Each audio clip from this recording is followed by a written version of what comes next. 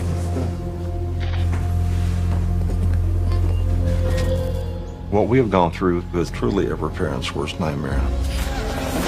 What happened to Valerie? You've got to know what happened to Valerie. Well, Valerie was missing. That is the most empty, horrid feeling. She had been talking earlier about some guy that she'd gotten together with. I just want her to come out. No one cares what she's done. We thought this just couldn't happen. They found a body out behind the house. That's where they said the dogs found her. What did Valerie go through to be killed like this? Thinking back, did I miss it? Did I not see the love in her eyes? Or was there fear?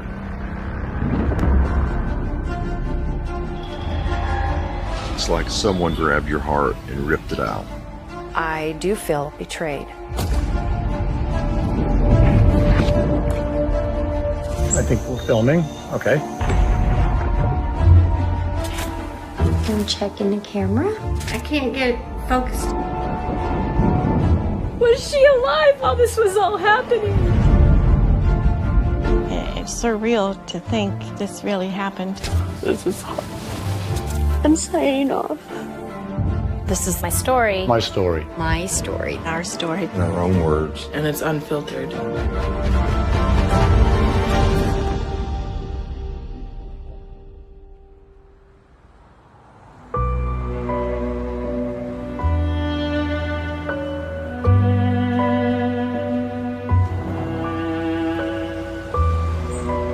Hello, I'm Alan Harmon, Valerie Harmon's dad, and I'm just saying a few things to test out the camera to see how it works. This is my lovely wife of almost 44 years, Sarah Jean Harmon. Hi. We have 3 wonderful children, Daryl, Valerie, and Greg. Every day that goes by, there's something that will bring back the memory of Valerie. Since Valerie's murder, we've definitely relied on each other. It's only recently that we've felt like we've been able to share the grief that we've experienced. It was just a raw thing at first.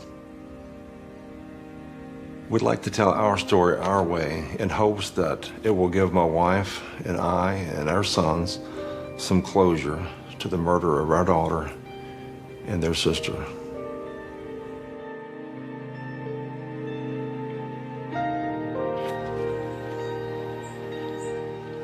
When we found out that Valerie was dead, she had been murdered, we were laying in bed that night and I was crying.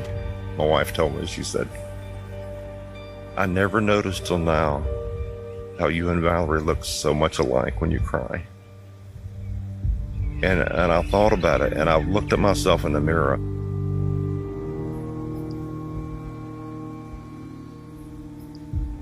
And I know what my wife is talking about.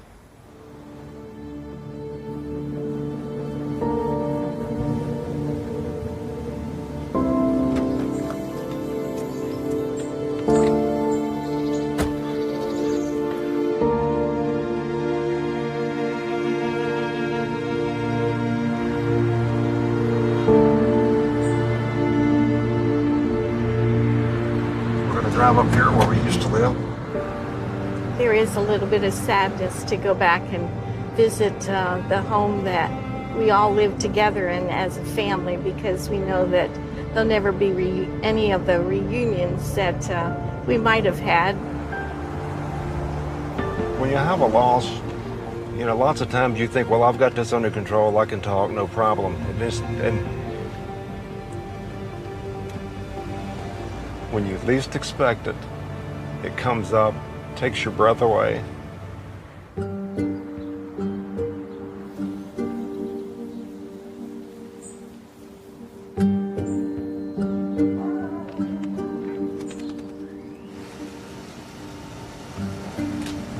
Okay, let's get out and take a look.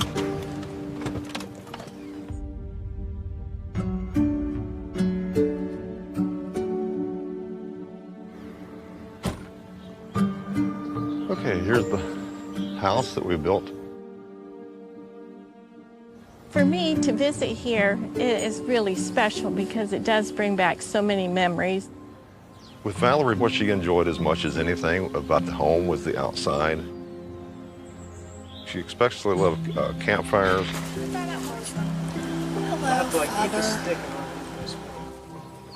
Valerie's middle name was Joy, and so that's what we tried to focus on. Valerie was born December 31st, 1981, the very last day of the year. So we always thought of her as our little income tax deduction. Valerie and I were close. My buddy, she goes everywhere with me. I would try to give her opportunities to learn as many different areas as she could.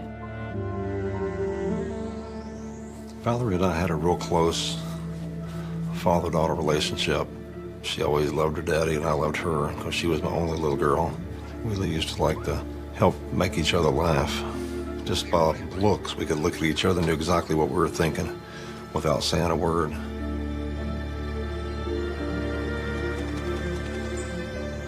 Well, it was nice to see her change as she grew from a young girl into a young lady. We saw her interest, of course, in men. She always wanted somebody that was proper and someone to love her for who she was, not for what they could get from her.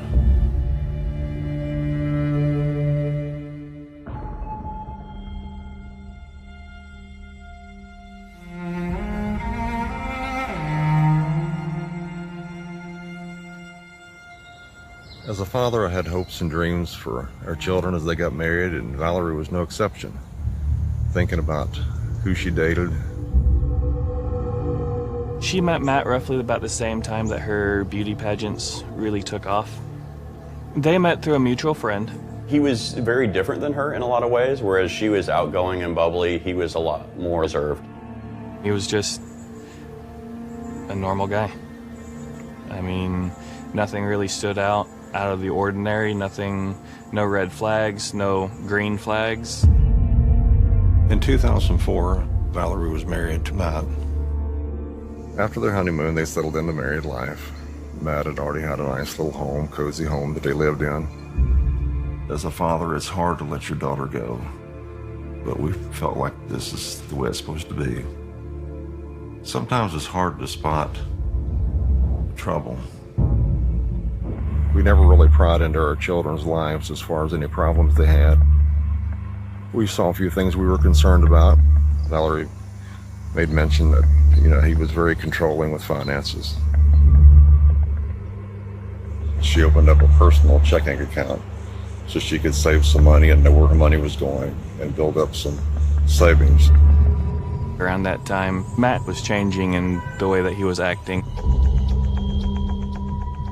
It's a mind control game.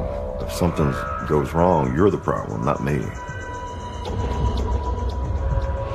Valerie tried and tried and tried, but there's a certain line that people cross that you can't go back. She put up with a lot of different things, put up with a lot of heartache.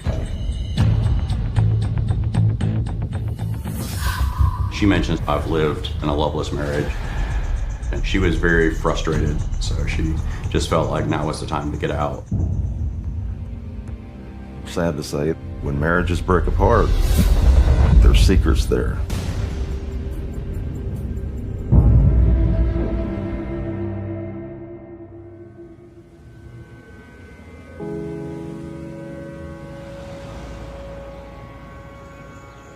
While Sarah Jean's fixing supper, I'm going to walk out in the backyard and talk a little bit more about Valerie.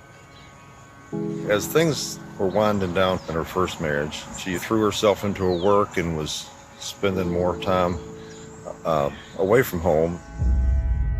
Valerie had started mentioning an Army friend of hers that she had met. He was a 10-year Army vet. And she would tell me about him and tell me about him. And I'll think, well, she's talking a little bit too much about this Army guy, is what I thought. She used to talk about how, he was her G.I. Joe or whatever. I think Valerie saw in Luke somebody that was kind that was affectionate, physically as well as emotionally. And she drew on that, and she just soaked it up like a sponge, like a sponge that had been in the desert for so many years, and finally it was immersed in water. That was one of the big things that jumped out at me, was that she did seem truly happy. You know, it was great to see her happy again. After Valerie had known Luke for quite a while, she brought him home. Valerie was so excited to introduce Luke. So they came to the door. He was sort of dancing around on his toes. She said it reminded her of a boxer. He was on his best behavior. He was wanted to wash dishes, just wanted to do everything that he could to please and make us happy and win us over. They wanted to ask the big question. And so Luke, right there in the kitchen, stood and asked me, he said, is it okay if I marry Valerie? Well, I didn't answer at first. I made him squirm a little bit. And finally, I said yes. And I could just tell they were both so relieved, so happy that they had gotten past that point.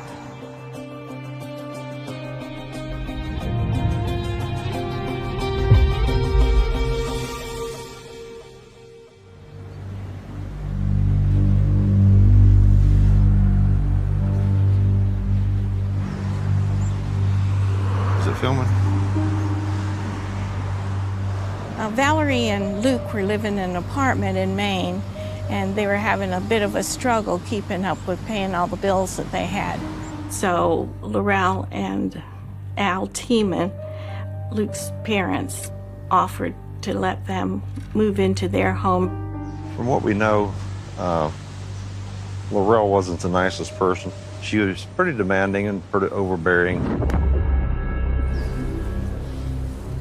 Valerie and Luke would often come and visit us. In 2016, the trip in June and July for 4 weeks was Luke and Valerie's last trip, although we didn't know that at the time. The last place that we saw Valerie, the morning before she left, I told her goodbye and gave her a big long hug. I can still remember it. Took some pictures of them. That's the last time we saw her on Earth.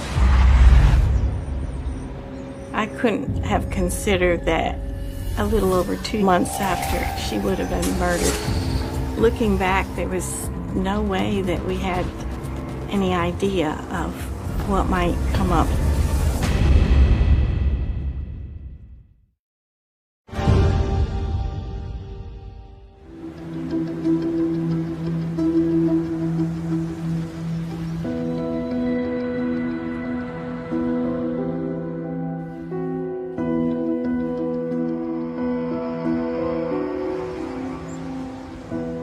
Valerie really enjoyed being in Maine. She knew that the winter months would be really cold, and what was the phrase that she would call it? Frozen tundra.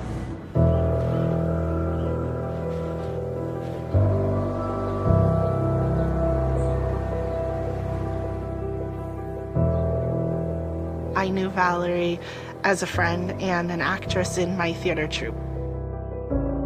I met Luke and Val and instantly hit it off with them both. And I was like, who is that? She doesn't look like somebody from around here. She looked like a movie star, and all the men wanted to be with her and all the ladies wanted to be her. They seemed to be the it couple in town. They were so romantic, and that honeymoon hadn't worn off yet.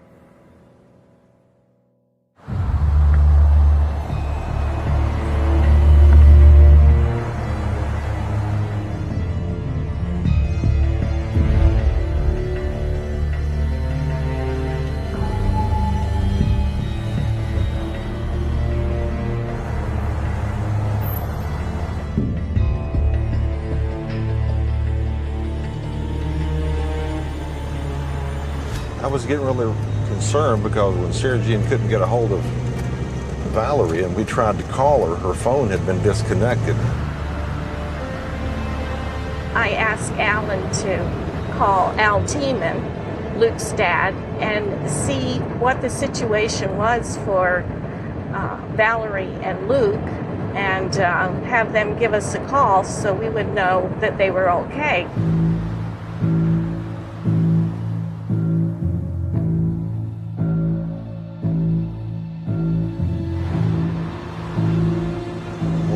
things he said is, well, we haven't seen her in a couple of weeks. We really don't know where she is.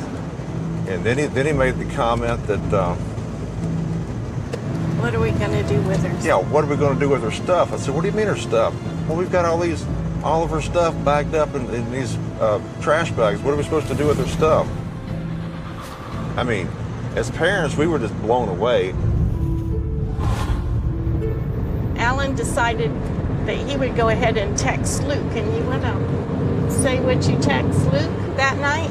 Well, we asked about where Valerie was.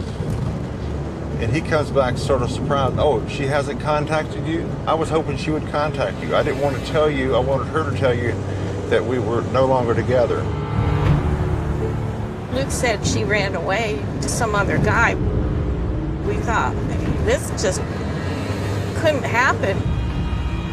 After hearing all this stuff, we decided tomorrow morning I've got to call Fairfield Police and report her missing. So right then was the first inkling, had the first intuition that she may be dead.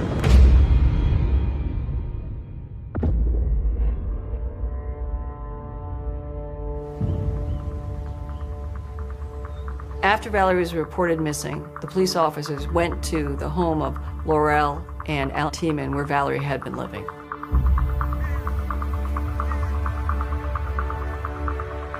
And they spoke with Laurel Tieman and said, where's Valerie? We're looking for Valerie. Can't tell you where she is. She left with Luke. We don't know where she is. Wouldn't give them a telephone number for Valerie or for Luke. The police officer asked Laurel to have Luke contact them, and she said she would pass on the message. I don't think Valerie really enjoyed living at the Tiemans because of Laurel and how she could be kind one minute, very unkind the next minute. When I first met Laurel Tieman, I thought there was something a little unusual about her, and I chalked it up to the fact that Mainers can be very blunt. Laurel Tieman never really had anything good to say about Valerie, and the fact that they just bagged up Valerie's clothes in a bunch of garbage bags indicates the degree of concern that they had for her.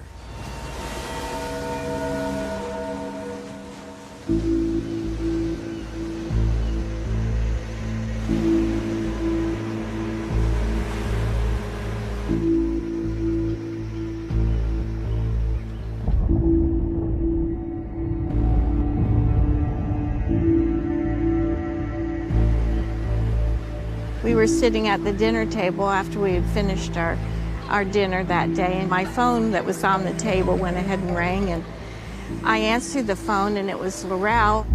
And Laurel said, I can guarantee you Valerie's alive. I talked to her on the phone. Valerie would have contacted us before she would have Laurel, because there were issues that she had not been a kind person to Valerie.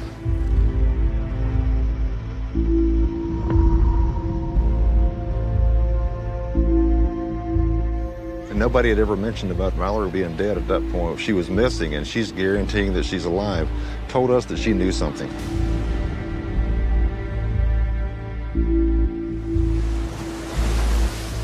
It didn't take long for everybody to know that she was missing. During that time, the lady had reached out and told us that her boyfriend had saw Valerie walking up and down in front of the house, crying hysterically into the phone. That image of Valerie sticks in my mind. If she had have called us, things might have been a little bit different.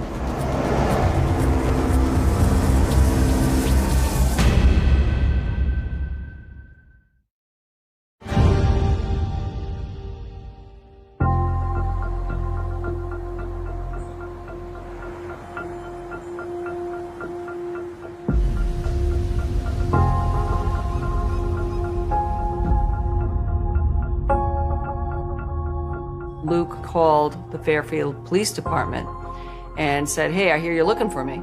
And they said, yes, we want to know where Valerie is. Well, she left me at the Walmart. She wanted to get something to eat. We drove out to Walmart. She stayed in the truck, and I went to Walmart. When I came out, she was gone.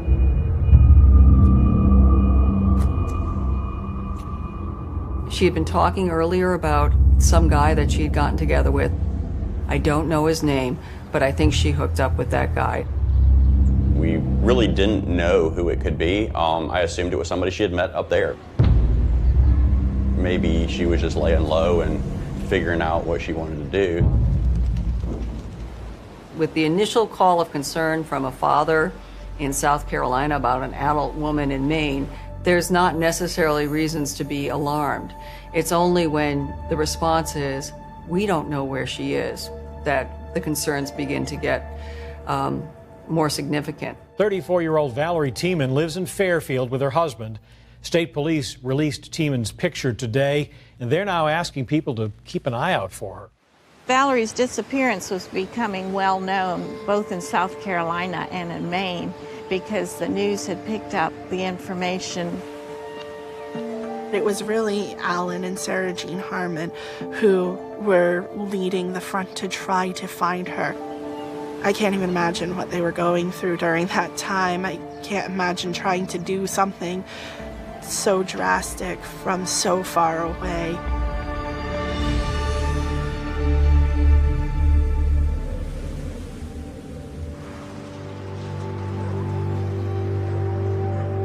Well, Valerie was missing.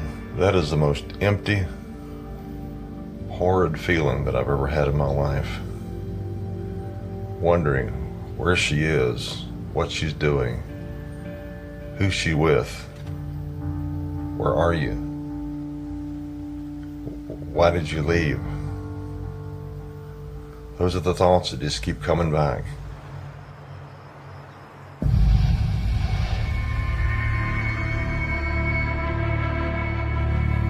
Luke took them on a tour of camping sites that he claimed that he and Valerie had stayed at.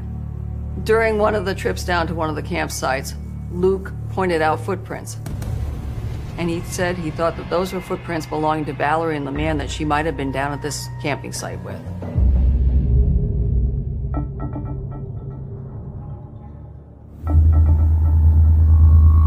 Luke informs police he was living for a while in Norridgewock.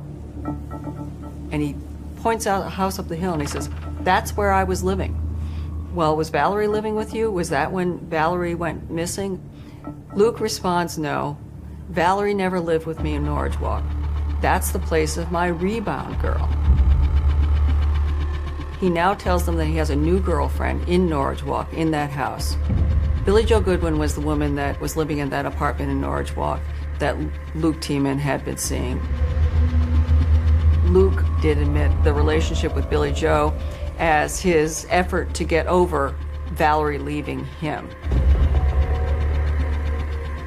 Billie Jo has had several failed relationships, and she thought that Luke Tieman was finally the guy. This was the guy that she could build a future with. Valerie may have been an obstacle to that relationship.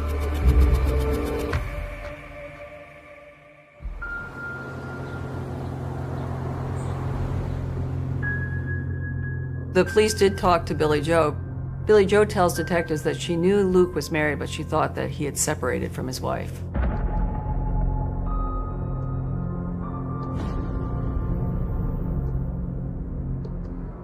Someone has found a driver's license in the overgrown grass on the side of the parking lot. The parking lot is right near Billie Jo's house. The individual recognizes the person as Valerie. A discarded driver's license near the husband's girlfriend's house certainly raises suspicions about Valerie's well-being.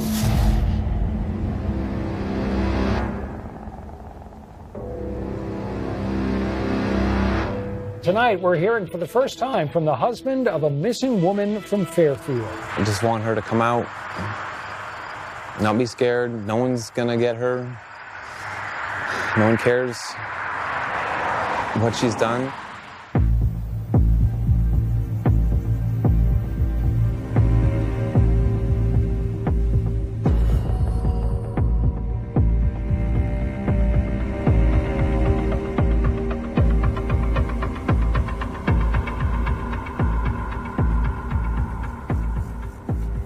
Detectives from the Maine State Police obtained a search warrant of the Tieman property because that was the last place they knew that Valerie had been living. One of the wardens has a dog, and he goes out back behind the residence, and the plan is to scour the entire area, starting from the stream at the far extreme of the land, back to the house. Instead, the warden's dog alerted on a horrible discovery.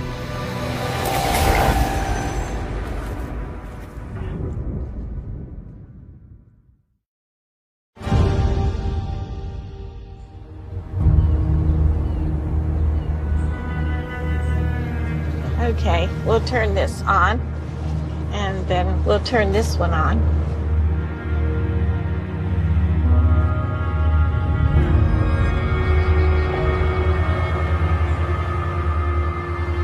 We're going to the Tieman residence. It brings back so many memories from what really happened to our daughter. I just have some mixed emotions about how it will really affect me when I'm actually there.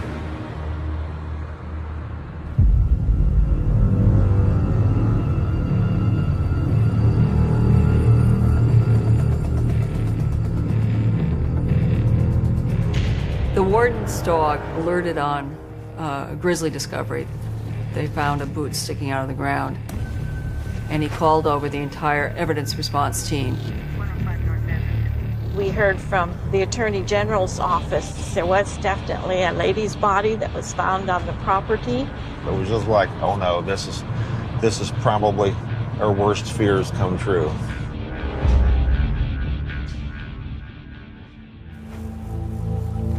The detectives gathered around and carefully excavated using their hands to dig out the dirt and to discover Valerie wrapped in a blanket.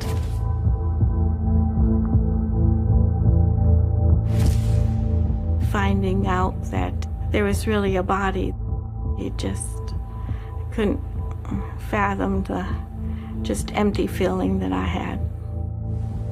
It was like living in a fog of a nightmare. Valerie's body is taken to the medical examiner's office for identification, and the detectives continue to carefully excavate bucket by bucket. Some of the thoughts that just came through my mind, you know, okay, what are more of the details? Why did this really happen? What did Valerie go through to be killed like this?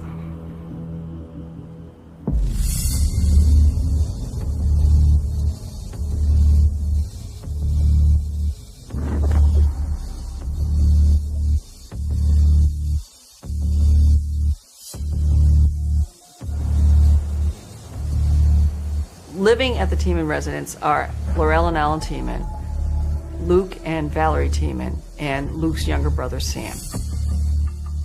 Detectives find tools in the shed. They learn that they belong to Sam, and they appear that they were used to bury Valerie because they were landscaping tools that had what appeared to be recent dirt still clinging to them. There was also drug paraphernalia. Detectives learned that Luke's younger brother had been using drugs, including heroin, and so the needles could have belonged to Luke's younger brother, Sam Tieman. They found some evidence of red-brown stains in the house. Sam said it was from his nosebleeds.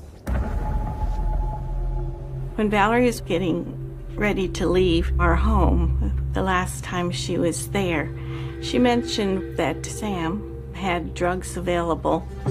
What I know now is she had a purpose in saying that to me.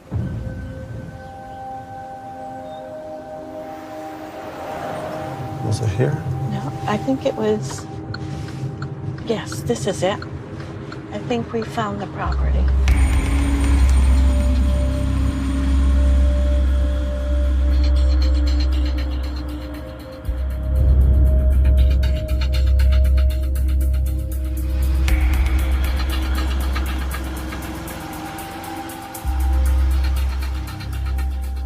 This is where Valerie lived for a while. She loved the log cabin. She used to write and tell us about how she liked the log cabin until the end, and things started getting a little rough. We're going to walk down to where they found Valerie's body. We've always wondered how it was and where it was and what it was like, so now we'll be able to see where it was. So I think we're ready to go ahead and walk down there.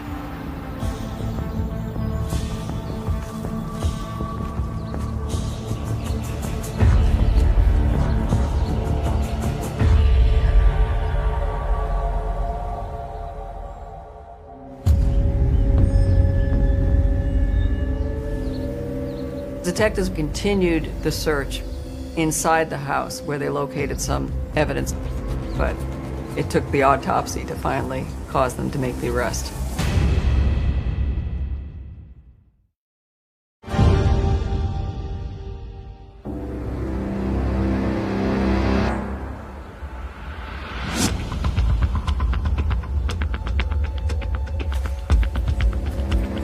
We're getting closer to the spot of where her body was buried.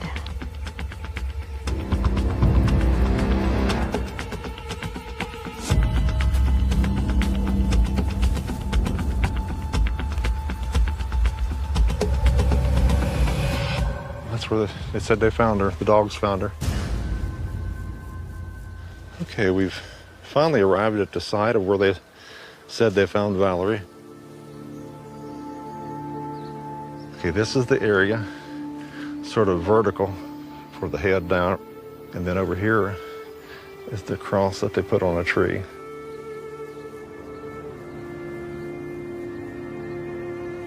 It's sort of surreal to me to think, you know, this really happened to our daughter. And yet I know that it really did. There's much evil in this world, and this was just one of the evil things that invaded into our family. We won't have to wonder how it was or where it was. It's been good to be able to visit, and we will miss her.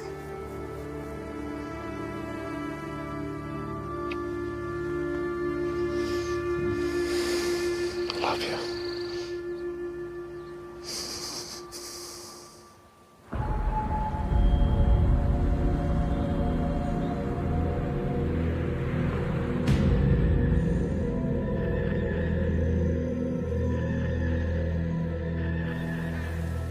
In the house, the detectives find a .45 caliber handgun in the master bedroom where Laurel and Alan Tieman sleep. They claimed they had no idea that Valerie was buried behind their house.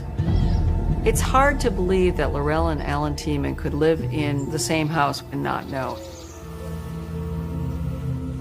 Meanwhile, Luke Tieman was at a gravel pit with the detectives.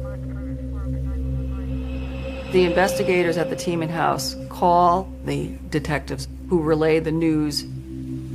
They are at your house now. They found a body out behind the house. They found a body? They found a body, yep, on a trail. It's a female body. Is it her? She committed suicide? I don't know. They press him. What happened to Valerie? You've got to know what happened to Valerie.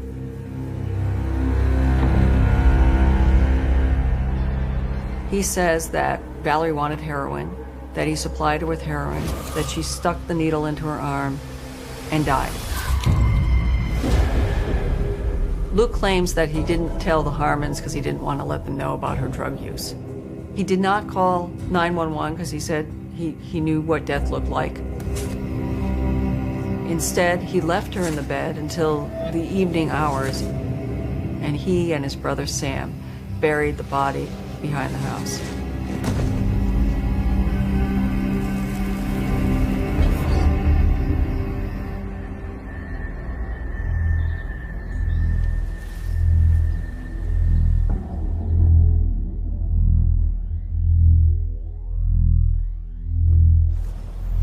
Buried with her in the grave was a note, a vase with flowers, with a wedding ring in it, a bag of chips, an empty box of sweet tarts, and an empty bottle of Gucci Guilty cologne.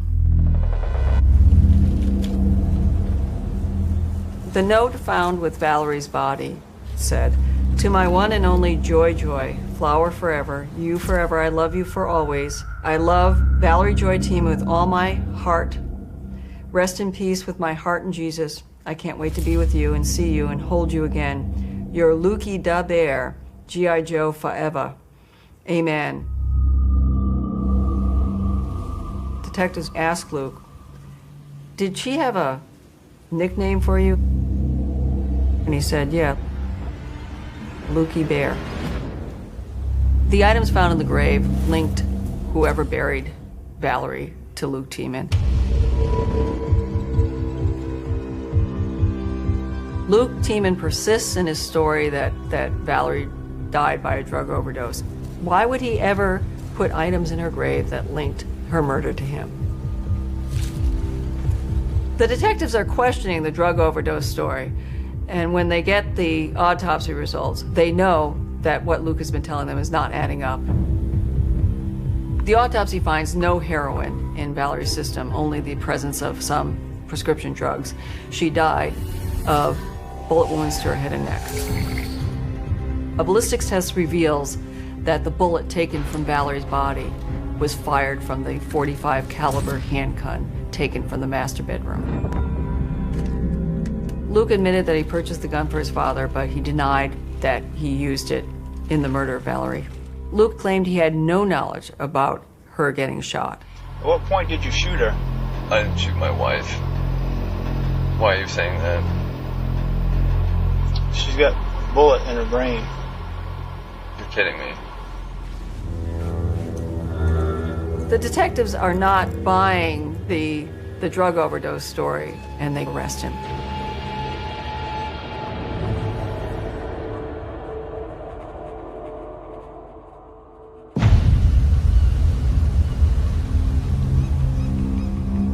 Valerie disappears on August 25th, and Luke doesn't report her missing. Then his story is that Valerie left him at Walmart. Well, the surveillance videotape showed that Valerie was never at Walmart, nor was Luke. When police reviewed Valerie's Facebook messages for August 24th, they find messages telling Valerie that Luke is having an affair with someone else and that their marriage is in trouble. The phone records showed that Luke was engaging in an affair outside of the marriage. He had, in fact, hooked up with Billy Joe before Valerie had disappeared. There are 31 calls that Valerie Tieman makes to Luke the night of August 24th. And at 10:20, he finally picks up the phone while he's driving back from his affair with Billy Joe to his parents' home in Fairfield. And there's a 13-minute telephone call. A neighbor tells the police that she saw Valerie distraught on her phone, pacing up and down the road on the evening of the murder. One assumes that there was an argument in that driveway when he got home. Valerie said, "I'm taking the truck and I'm leaving." And we believe that's when Luke used the gun and shot Valerie in the head.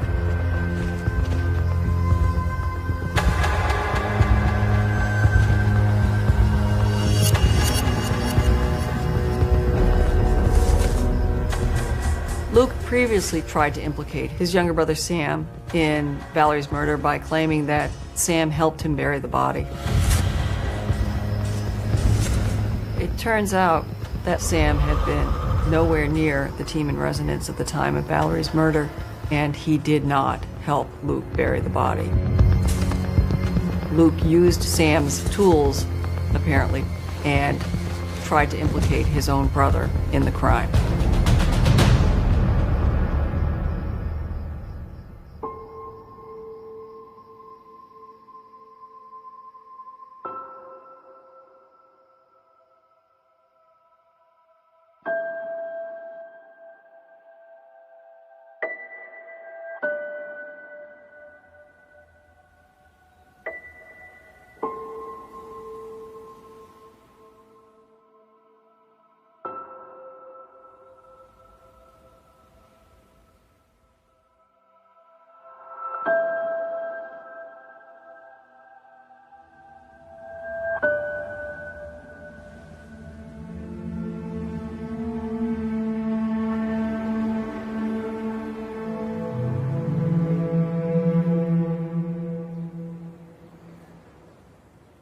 I feel betrayed that Luke was a liar and a deceiver. And then in the end, he was the murderer of our only daughter. My strength comes from our faith. If I didn't have that, I would be insane right now. That's how we make it through the day after day after day. The thing that I'm thinking about that could haunt me, the last time they were at our house, she would look at me with those big brown eyes, and look at him, then look at me.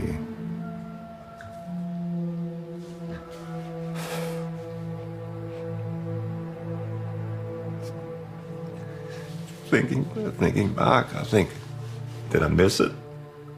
Did I not see the love and admiration in her eyes, or was there fear? Was she crying out to me? So,